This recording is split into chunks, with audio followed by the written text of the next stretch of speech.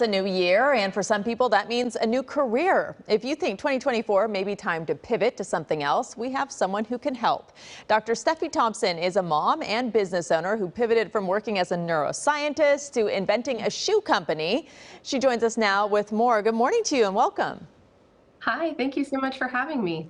Okay, so a lot of people think about this for years, right? But they don't maybe think that they can do it or they might fail. How did you know when it was actually time to jump and go for your big dreams? And how did you actually do it?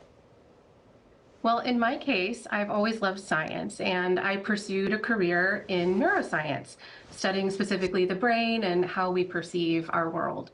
And while I was doing this, I'm working in the Texas Medical Center, a huge campus, walking around in heels, sometimes 10,000 steps a day. And I found that my heels were literally holding me back. And I think every woman in the world understands this pain point. So I thought, this is silly. There has to be a better way. So I brought all of my heels into my lab and I sliced them in half. And I quickly realized that the reason these heels were causing me so much pain is that they're made out of these very unforgiving, hard materials like plastic and metal.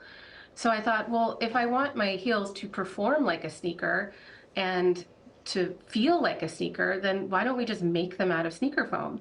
And so I did. I started my company, Getaway Sticks, making foam heels. And fast forward 3 years later, we are in business and growing, and I'm delighted to be here to share my journey with you. Well, it's a brilliant idea. It's making my mouth water thinking about cushy heels. Yeah. Do you have advice to friends and how to talk to friends and family who might not immediately support a big change like this?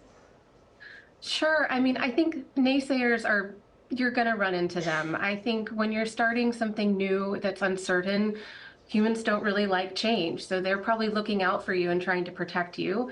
So find the people that do support you and lean on them the most. I have plenty of people who said, Steffi, are you sure you want to leave academia?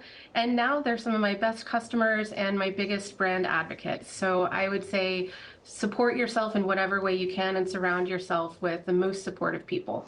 And what about the people who say, I don't have a cushion, like I need my paycheck. Most Americans live paycheck to paycheck. They need health insurance. They have families to support. How do you convince someone like that who might not be happy in their career and wants to make a change that it's actually possible and realistic?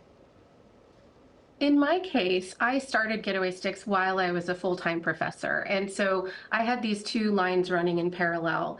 Once we developed the shoes and we were selling and our customers were so happy, I realized, look, if I'm going to really give this a chance, I have to give it my 100%.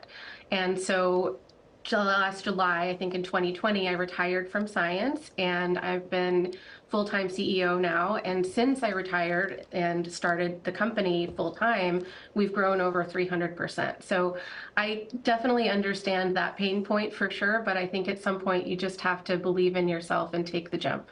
And what about people who don't have experience in the field? At least you had the scientific background, you had the experience walking in uncomfortable shoes and experiencing that. What about people who maybe are passionate about something, but they don't really have professional experience in terms of how to make it a practical reality? Yeah, it's a balance between confidence and believing in yourself and understanding the new industry that you're going into.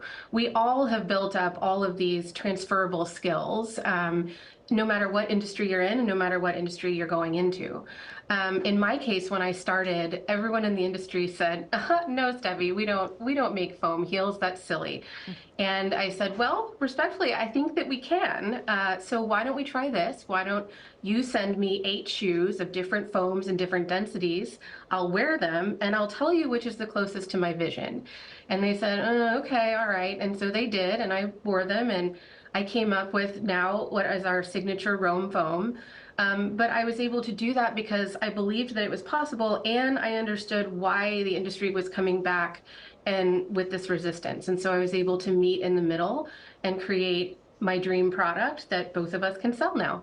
Well, good for you. I think it's such a brilliant idea. Congratulations on all your success. And thank you so much for joining us this morning. Happy New Year. Thank you for having me.